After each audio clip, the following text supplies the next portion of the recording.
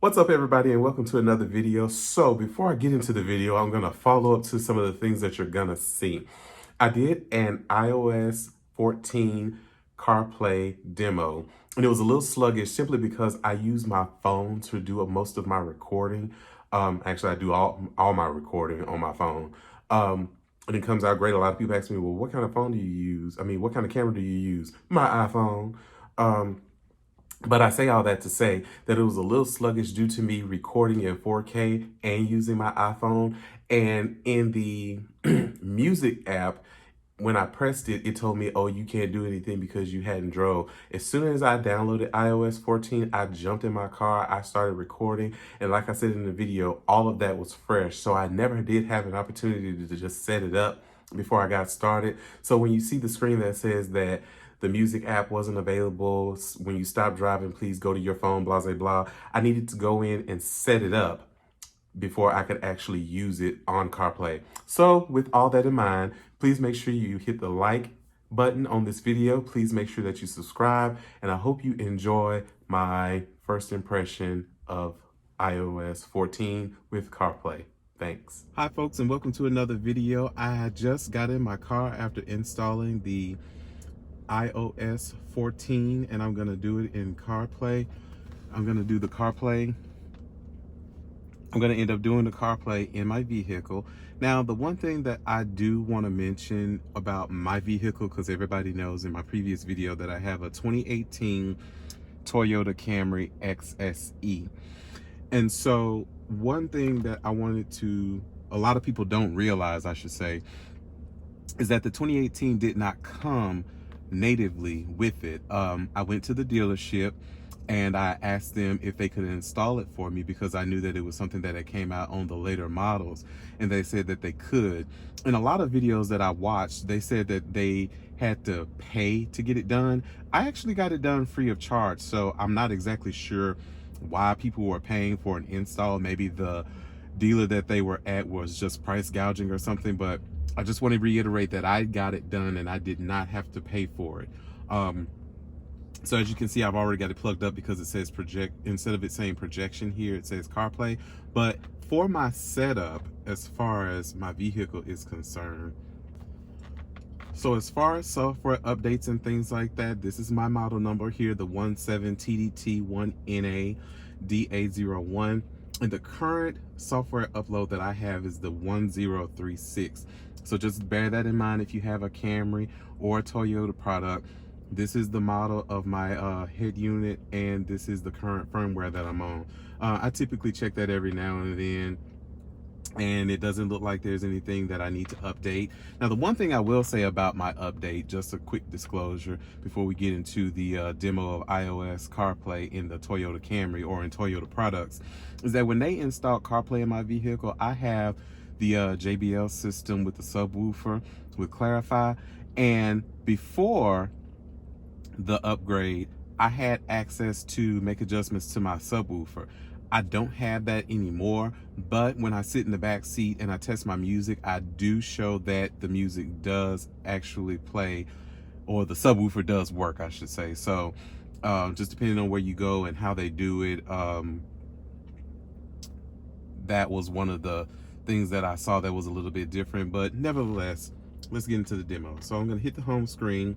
We're going to go back over to the CarPlay and push that button, and you'll see all the people that I have set up in my CarPlay. Obviously, I've got my Google set up, but one thing I want to get into is the home screen. It's because I noticed, and I was told that they were going to be doing some different stuff with the home screen. So let's just hit the menu button. It's probably a little slow because this is my first time doing anything with it. So if it's buggy or anything like that, you're catching it firsthand with me. So hit the home screen again.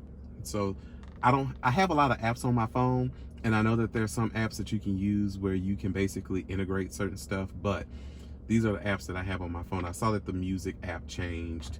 My SiriusXM, my WhatsApp, all that stuff is there. So the same stuff is there. But I was told like you could press and hold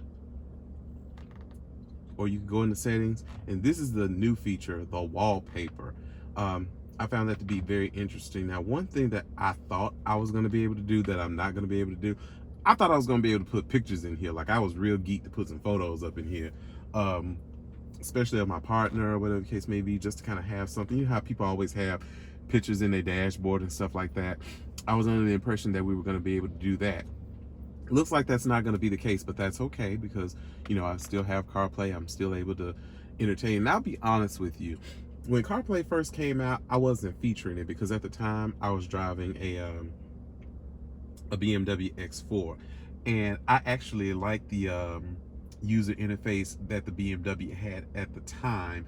I haven't tested any of the other ones, but I'm going to try to get into some negotiations with some of the local car dealers so I can get out and check some of that out. But I enjoyed the interface that the BMW had, so I didn't really want to. First of all, I didn't want to buy the upgrade to allow my car to do that at that time.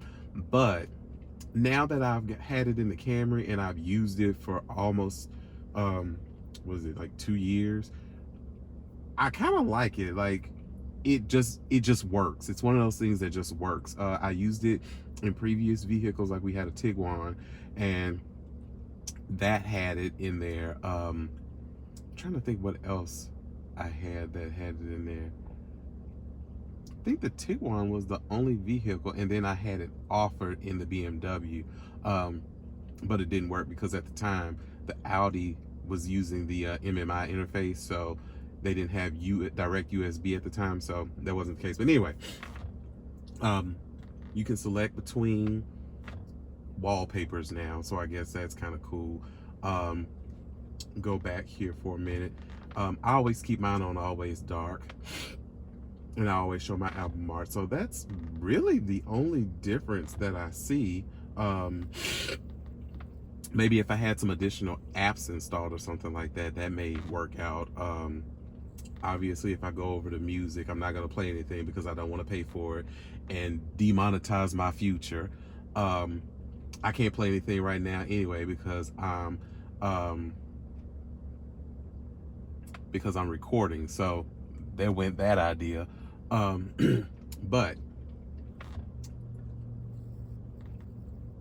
you've got your Google Maps, which is what I use. Let's go over to Maps real quick and see what's going on over there, because I haven't used Maps in a hot minute. And maybe because I'm recording, that's probably why it's so sluggish. But let's see what else it can do real quick. Oh my goodness.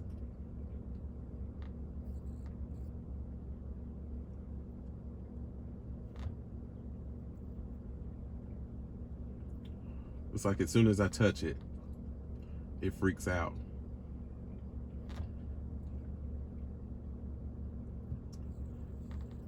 Probably can't listen to no I can listen to podcasts. So these are my podcasts that I have that I'm listening to. They kind of come and go.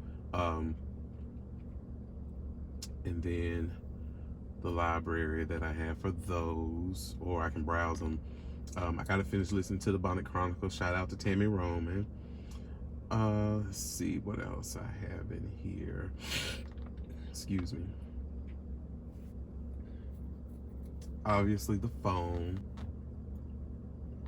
No voicemails because I deleted those. I said I was gonna go over the Apple Maps. So let's see here. Let's see if anything changed over there. So other than like it knows where I go, that's the only thing about Apple. They know everything about you. They know where you go. They know everything, and they don't forget nothing. So as it pertains to that looks like it's theoretically the same. I'm gonna cancel out of that because I don't want to go there right now. Let's see here. Come out of favorites. I think it's really just sluggish because I'm using my camera as the recorder right now.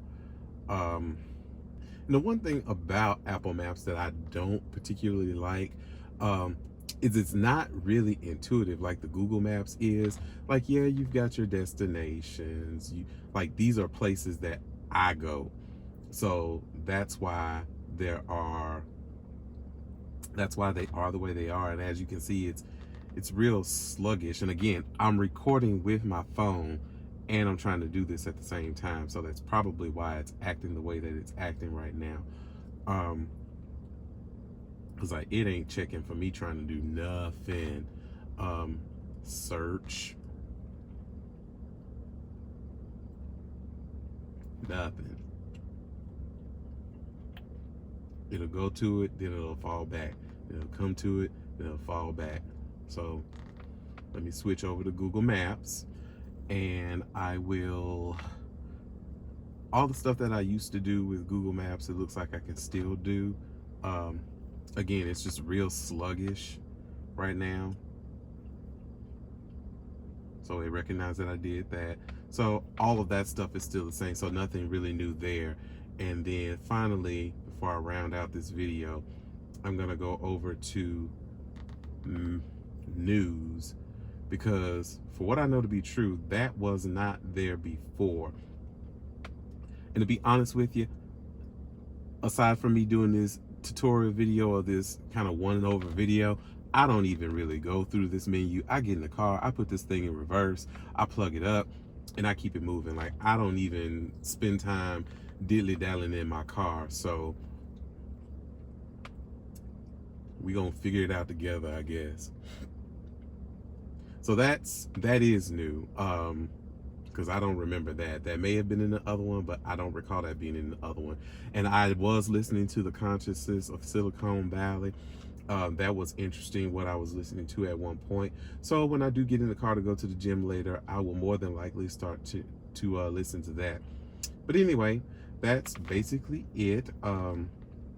Really nothing else to write home about as it pertains to the Apple CarPlay other than the backgrounds. I didn't see anything else that really was of note. But if you have any features or apps that you use in your videos, please make sure that you let me know. Please like and subscribe to my channel, and I will definitely see you in the next video. Thanks.